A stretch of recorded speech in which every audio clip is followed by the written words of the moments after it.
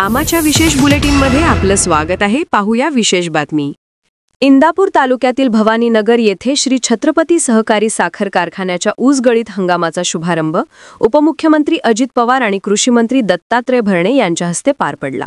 या कार्यक्रमावेळी अजित पवारांनी विकास कामांपासून ते कर्जमाफीपर्यंत अनेक विषयांवर भाष्य केलं। कार्यक्रमादरम्यान पवार म्हणाले, दत्तात्रय भरणे यांनी इथे जमीन घेतली म्हणे, मला वाटला रस्ता वाढेल, पण इथे उड्डाणपूलच आला, कुठे कुठे जमीन घेतली हे कळलंच नाही, ती दूरदृष्टी आम्हालाही द्या, असं म्हणत त्यांनी मिश्किल टिप्पणी केली।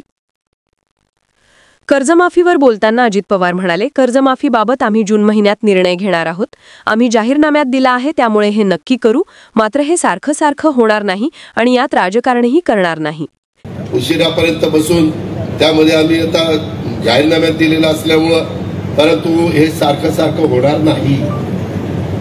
पैसे आर्थिक शिस्त तुम्ही पण लावा, आम्हाला ह्याच्यात कुठल्याही प्रकारचं राजकारण करायचं नाही, ही पण बाब मी आपल्याला सांगतो। ते पुढे म्हणाले, राज्यातील काही कारखान्यांना 15 तारखेपासूनच ऊस गाळप सुरू केल्याबद्दल नोटीस दिली आहे।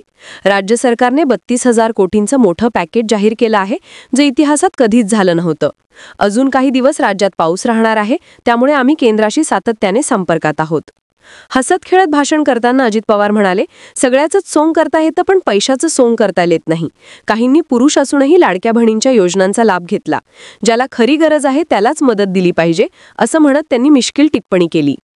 यावेळी कृषी मंत्री दत्तात्रय भरणे यांनीही सरकारच्या निर्णयाचं कौतुक करत म्हटलं, काल मुख्यमंत्री आणि दोन्ही उपमुख्यमंत्री यांनी कर्जमाफीची घोषणा केली, हा शेतकरी ते आयुष्यभर विसरणार नाही।